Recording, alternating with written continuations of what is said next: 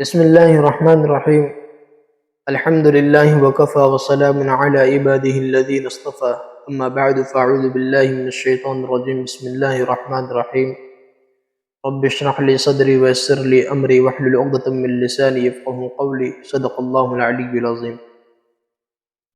محترم حضرات، گزشتہ احرام کہاں سے باندھنا اس کے متعلق کچھ باتیں آپ حضرات کی خدمت میں پیش کی تھی۔ اب احرام باندھنے کے بعد کیا نیت کرنی چاہیے، احرام باندھنے کا مصنون طریقہ کیا ہے؟ تو دیکھیں، احرام باندھنے سے پہلے مستحب ہے کہ حجامت بنوا لی جائے، ناخن کاٹ لینے چاہیے، اسی طرح بغل اور زیر ناف بال صاف کر لینے چاہیے۔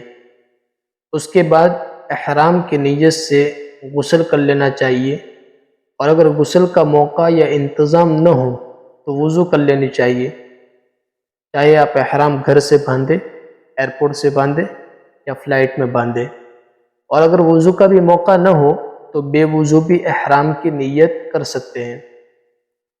اسی طرح جب مرد حضرات غسل یا وضو سے فارغ ہو جائے تو جو سلا ہوا کپڑا ہے اسے اتار دے اور ایک تہبند باندھ دے، جسے لنگی کہتے ہیں۔ گزشتہ ویڈیو میں یہ بات بتائی تھی کہ جن حضرات کو تہبند باندھنا نہیں آتا، جو حضرات بلا سلی ہوئی لنگی پہننے کے عادی نہیں ہیں، ان کو اندیشہ ہے کہ سطر کھل جائے گا تو وہ سلی ہوئی لنگی پہن سکتے، اس میں کوئی حرج نہیں ہے۔ اور تہبند کے اوپر ایک چادر اوڑھ لے، یہ دونوں چادریں، تہبند اور اوپر کی چادر، سفید اور نئی ہو تو بہتر ہے۔ اب اس کے بعد خواتین احرام کے لیے سلے ہوئے کپڑے نہیں اتارے گی، بلکہ ان کا احرام صرف یہ ہے کہ وہ اپنا سر ڈھک لے اور چہرہ کھول دے۔ اور پردے کے لیے آج کل مارکیٹ میں ایک مخصوص قسم کی کیپ ملتی ہے جو خاص طور پہ حج اور عمرے کے لیے تیار کی گئی ہے، اسے خرید لینا چاہیے۔ اس میں کپڑا جو ہے چہرے سے نہیں لگتا، اس میں کیا ہے، پردہ بھی ہو جاتا ہے اور کپڑا چہرے سے بھی نہیں لگتا۔ اس کے علاوہ آج کل ایک خاص قسم کا کپڑا جسے عورتیں سر کے بالوں پر باندھتی ہیں، خواتین نے اسے احرام کا نام دے رکھا ہے، حالانکہ وہ احرام نہیں ہے بلکہ صرف بالوں کی حفاظت کے لیے باندھا جاتا ہے۔ اب احرام کی تیاری کے بعد اگر مکروہ وقت نہ ہو تو 2 رکعت نفل نماز احرام کی نیت سے پڑھ لینی چاہیے، اور اس نماز میں بہتر یہ ہے کہ پہلی رکعت میں سورہ کافرون یعنی قل یا ایھا الکافرون پڑھیں، اور دوسری رکعت میں سورہ اخلاص یعنی قل ھو اللہ احد پڑھنی چاہیے۔ اس نماز کو پڑھتے وقت سر ڈھانک کر نماز پڑھنا افضل ہے، وہ اس لیے کہ ابھی احرام کی پابندیاں شروع نہیں ہوئی۔ اگر اس وقت خواتین اپنے مخصوص ایام میں ہیں تو وہ نماز نہ پڑھے بلکہ ویسے ہی احرام کی نیت کر کے تلبیہ پڑھ لے۔ اب مرد حضرات نماز سے فارغ ہو کر اپنا سر کھول لیں، اور اس کے بعد حج کی 3 قسمیں جو کل آپ حضرات کی خدمت میں پیش کی تھی، حج افراد، حج قران، حج تمتع، ان 3 قسموں میں سے جس قسم کا ارادہ ہو اس کی نیت کر لے۔ مثلا کسی کا حج افراد کا ارادہ ہے، جو صرف حج کرنا چاہتے ہیں، تو وہ یہ نیت کرے، اللہم انی ارید الحج فیسرہ لی وتقبلہ منی، اللہ میں حج کا ارادہ کرتا ہوں اور اسے میرے لیے آسان کیجیے اور قبول فرمائیے۔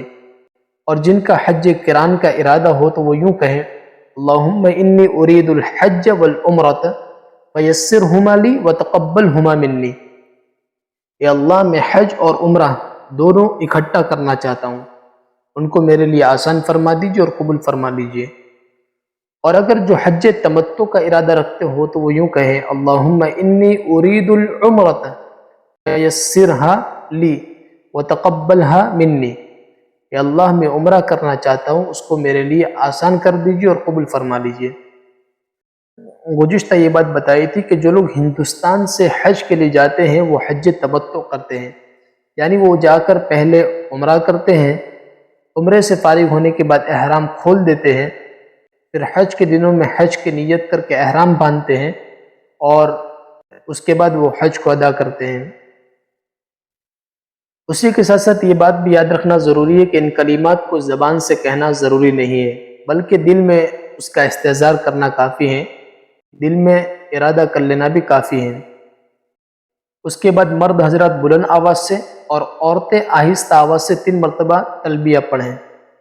تلبیہ کے الفاظ یہ ہیں: لبیک اللہم لبیک، لبیک لا شریک لک لبیک، ان الحمد والنعمت لک والملک لا شریک لک۔ ایک بار پھر سنیے: لبیک اللہم لبیک، لبیک لا شریک لک لبیک، ان الحمد والنعمت لک والملک لا شریک لک، جس کا ترجمہ ہے: حاضر ہوں اے اللہ، میں حاضر ہوں، حاضر ہوں، آپ کا کوئی شریک نہیں ہے، میں حاضر ہوں، ساری تعریفیں اور سب نعمتیں صرف آپ ہی کے لیے ہیں، اور ساری بادشاہی بھی آپ ہی کے اختیار میں ہے، آپ کا کوئی شریک نہیں۔ یہاں پر ایک بات یاد رکھنا ضروری ہے کہ نیت کے ساتھ تلبیہ کہنے کے بعد اب باقاعدہ آپ محرم بن گئے اور احرام کی ساری پابندیاں شروع ہو گئی۔ اسی کے ساتھ ساتھ یہ بات بھی یاد رکھنا چاہیے کہ احرام شروع کرنے کے لیے نہ صرف نیت کافی ہے اور نہ ہی صرف تلبیہ، بلکہ تلبیہ اور نیت دونوں کا ہونا شرط ہے۔ اب تلبیہ کے بعد جو چاہیں دعا مانگے، لیکن ایک جامع دعا ہے اور اسی کو مانگنا مستحب ہے۔ وہ دعا یہ ہے: اللہم انی اسألک رضاک والجنت واعوذ بک من غضبک والنار۔ یا اللہ، میں آپ کی خوشنودی اور جنت کا طلبگار ہوں اور آپ کے غصے اور دوزخ سے پناہ چاہتا ہوں۔ اب احرام شروع ہونے کے بعد بہت ساری چیزیں ایسی تھی جو پہلے حلال تھی، جسے ہم پہلے یوز کرتے تھے، استعمال کرتے تھے، لیکن اب ان چیزوں سے ہمیں بچنا ہے۔ مثال کے طور پہ ہم پہلے خوشبو استعمال کرتے تھے، اب اس سے بچنا ہے، اور خوشبو والی چیزیں بھی نہیں کھانی چاہیے، خوشبو سونگھنا بھی نہیں چاہیے۔ اسی طرح کھانے میں کچی لونگ ہے، الچی ہے، سونف ہے، یہ ساری چیزیں نہیں کھانی چاہیے، البتہ یہ ساری چیزیں پکا کر کھا سکتے ہیں۔ اسی طرح چہرے اور سر کو کپڑا نہ لگنے پائے، اس سے بچانا ہے۔ احرام کی حالت میں جوئیں نہیں مارنی، احرام کی حالت میں بال نہیں توڑنے، ناخن نہیں کاٹنے اور بدن کا میل بھی صاف نہیں کرنا۔ احرام کی حالت میں شکار نہیں کرنا چاہیے، احرام کی حالت میں درختوں کی پتیاں نہیں توڑنا چاہیے، احرام کی حالت میں تعلقات زوجین یعنی میاں بیوی کے جو تعلقات ہیں ان سے بچنا چاہیے۔ احرام کی حالت میں گالی گلوچ، جھوٹ، غیبت، جھگڑا، ان ساری باتوں سے بچنا چاہیے۔ اسی طرح احرام کی حالت میں مرد حضرات بدن کی حیت پر سلا ہوا کپڑا نہیں پہنیں گے۔ اسی طرح مرد حضرات ایسے چپل استعمال نہیں کریں گے کہ جس میں پاؤں کے پنجوں کی درمیانی ابھری ہوئی ہڈی کھلی رہے اور وہ ڈھکے نہ، تو ایسی چپل استعمال نہیں کرنا چاہیے۔ یہ کچھ احرام کی پابندیاں تھیں جو ہمیں احرام کی نیت کرنے کے بعد اور تلبیہ پڑھنے کے بعد ان ساری چیزوں سے بچنا چاہیے۔ اب ہم بیت اللہ میں کس طرح حاضر ہوں اور طواف کس طرح کریں اور طواف کے درمیان کون سی دعائیں پڑھنی چاہیے، ان ساری باتوں کو اگلی ویڈیو میں آپ حضرات کی خدمت میں پیش کریں گے۔ اسی کے ساتھ ساتھ ایک گزارش یہ بھی ہے کہ ان ساری باتوں کو ان حضرات تک پہنچائے جو اس سال سفر حج کے لیے روانہ ہونے والے ہیں، تاکہ ان کا سفر کامیاب بنے اور ثواب دارین حاصل کریں۔ وآخر دعوانا ان الحمد للہ رب العالمین۔